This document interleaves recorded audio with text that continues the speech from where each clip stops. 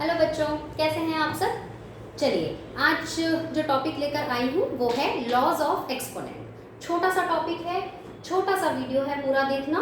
और law of exponents का मतलब होता है, सबसे पहले हमें एक्सपोनेंट समझना पड़ेगा क्या होते हैं। इन शॉर्ट, एक्सपोनेंट्स आप अच्छे से जानते भी होंगे। एक्सपोनेंट्स का मतलब होता है पावर, है ना। पावर मीन्स व्हाट, जैसे 3 to the power 4, जहाँ जो 3 है that is called base and 4 is called exponent, right? This is exponent. Exponent का क्या मतलब हुआ? 3 to the power 4 का मतलब ना 3 4s are 12। इसका मतलब ये हुआ कि 3 को 4 टाइम्स खुद से मल्टीप्लाई करना है। Means 3 multiply by 3 multiply by 3 multiply by 3। तो जो भी आंसर आएगा that will be the answer of 3 to the power 4। यानी कि कुछ भी, चाहे हम कोई इंटीजर ले लें, चाहे हम फ्रैक्शन ले लें, कोई रैशनल नंबर ले लें, सबके एक्सपोनेंट्स हम कैलकुलेट कर सकते हैं। 2 by 4 2 by 3 to the power 6 means what? 2 by 3 into 2 by 3 into 2 by 3 multiply by 2 by 3 6 times, ठीक है। इसी तरह सपोज -5 की पावर 4, इसका मतलब हुआ -5 जो है वो 4 टाइम्स अपने आप से मल्टीप्लाई हो रहा है। -5 into -5 into -5 into -5। तो ये था एक छोटा सा इंट्रोडक्शन कि एक्सपोनेंट क्या होता है। एक्सपोनेंट होता है पावर।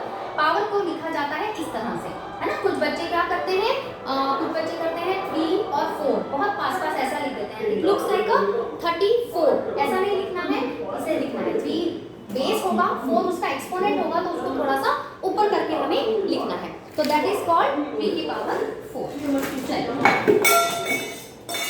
ये हो गया लॉ एक्सपोनेंट्स। अब हम पढ़ेंगे laws of exponent. Laws of exponent क्या होते हैं? जैसे हमारे फॉर्मूलाज होते हैं, आइडेंटिटीज होती हैं, प्रॉपर्टीज होती हैं, इसी तरह एक्सपोनेंट के कुछ रूल्स होते हैं जिन्हें फॉलो किया जाता है। सपोज अब आ जाए 36 या 32 की पावर 70, बहुत ज्यादा हो गया। सपोज 10 भी हो जाए तो मल्टीप्लाई बाय 32 की पावर 7। तो क्या करें? क्या इसको हम 10 टाइम्स लिखें, फिर इसको 7 टाइम्स लिखें और फिर मल्टीप्लाई करें? नहीं, ये तो बहुत बड़ी कैलकुलेशंस हो जाती है।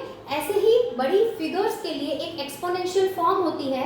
नंबर्स जिस तरह से डिपिक्ट किए जाते हैं उन्हें ही एक्सपोनेंशियल फॉर्म कहते हैं, और उन्हें हम एक्सपोनेंट के लॉज के थ्रू सॉल्व करते हैं। तो चलिए हम एक्सपोनेंट के लॉज पढ़ते हैं।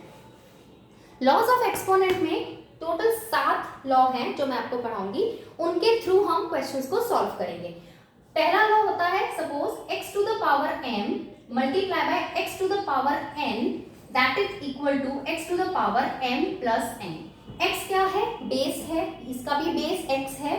दो नंबर है, सपोज दोनों का बेस सेम है लेकिन पावर्स अलग अलग हैं और वो मल्टीप्लाई हो रहे हैं। तो हम शॉर्ट में बोलते हैं कि मल्टीप्लाई में पावर्स ऐड होती हैं। मल्टीप्लाई में पावर्स ऐड हो गई, किस पर? उस बेस के ऊपर। तो जो भी बेस होगा उसकी जो पावर्स है वो ऐड हो जाएंगी इन case of multiplication. Provided means condition ये है, कंपलसरी बात ये है कि जो बेसिस है that should be equal, they should be equal x और x। यानी कि इसका अगर मैं एग्जांपल दूं तो एग्जांपल क्या हुआ? सपोज 5 की पावर 3 मल्टीप्लाई बाय 5 की पावर 13। तो देखिए x और x की जगह पर सेम नंबर है, basis are same, powers are different and they are getting multiplied. So in case of multiplication when bases are same the powers are added. So the answer will be 5 to the power 3 plus 13 that is equals to 5 to the power 16.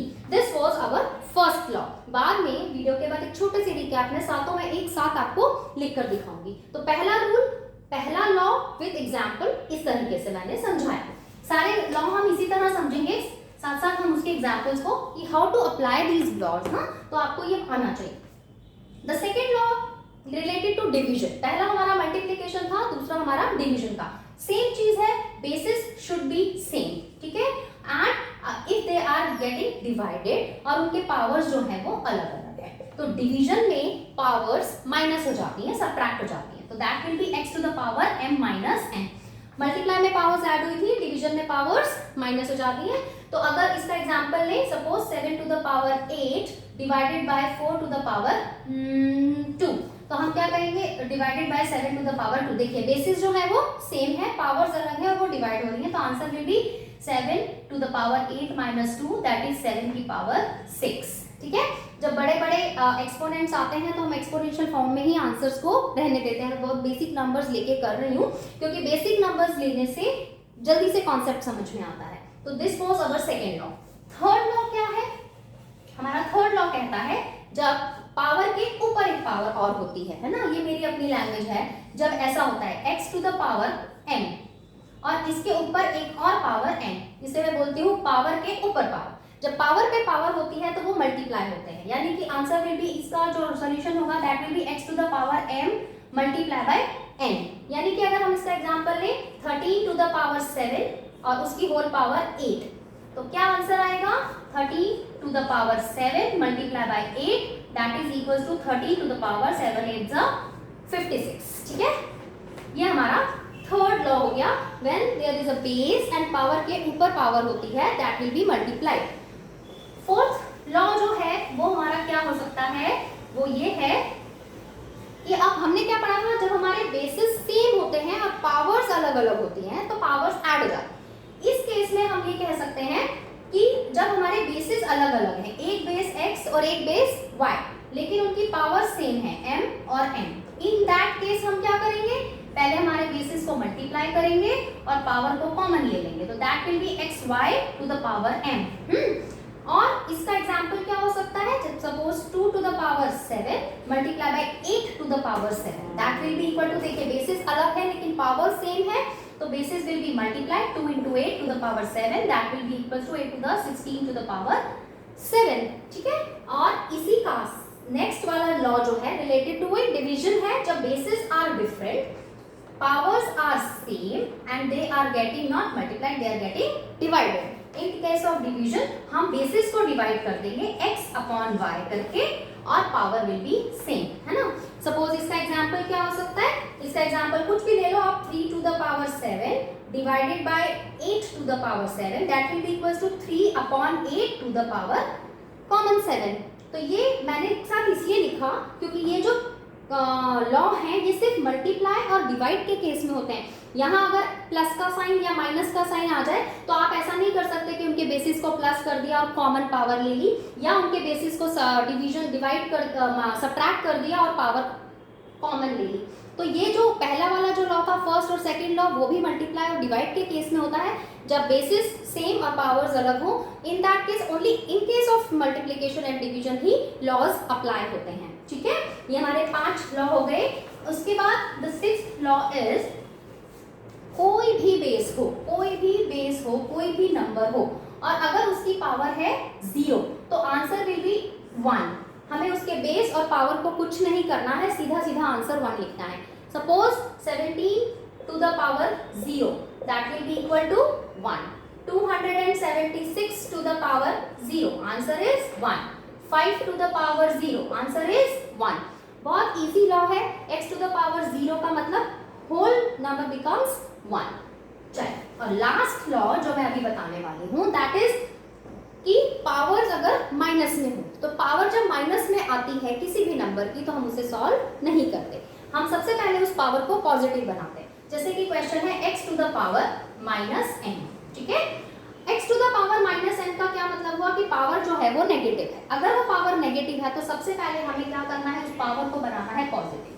Obviously अगर power में कुछ change किया है तो base में change करेंगे।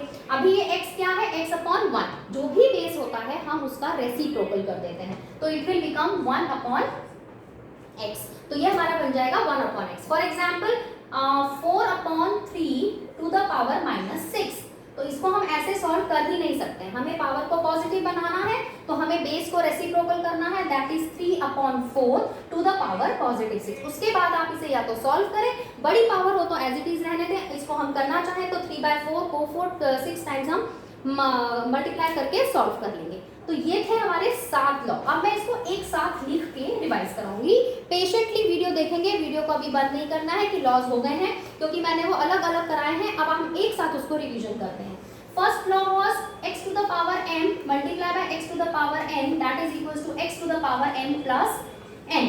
Second law x to the power m divided by x to the power n equals to x to the power m minus n। Third law x to the power m उसकी power n that is x to the power m multiply by n। Fourth law was x to the power m into y to the power m, that will be equals to x into y to the power m. Similarly, in case of division, fifth law, x to the power m divided by y to the power m, that will be equals to x divided by y to the power m. Sixth law, x to the power 0 equals to 1, and seventh law, x to the power minus m equals to 1 upon x to the power m.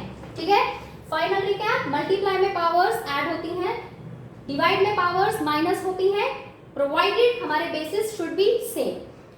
Power के ऊपर power हो तो power multiply होती हैं, same power but different basis, तो हम basis को multiply करके पावर कॉमन लेते हैं. इन केस ऑफ डिवीजन बेसिस को डिवाइड करके पावर कॉमन लेते हैं, लेकिन प्रोवाइडेड कि ये सिर्फ मल्टीप्लाई और डिवाइड के केस में होता है. पहला और दूसरा लॉ भी सिर्फ मल्टीप्लाई और डिवाइड के केस में होता है. एडिशन एंड सब्ट्रैक्शंस के केस में लॉ नहीं होता.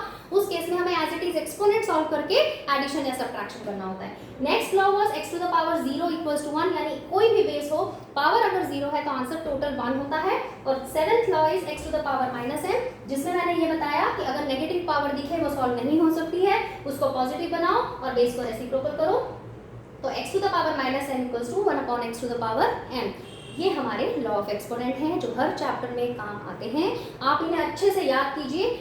और सबसे इंपॉर्टेंट है कि जब भी हम एक्सपोनेंट के क्वेश्चंस करते हैं, अप्लाई ओनली द लॉ को अप्लाई करके ही सॉल्व करना है. और जो लॉ आपने अप्लाई किया उसे साइड में लिख कर दिखाना है, तब आपको फुल मार्क्स मिलते हैं. ठीक है बच्चों, तो आज का homework, revise this, learn this.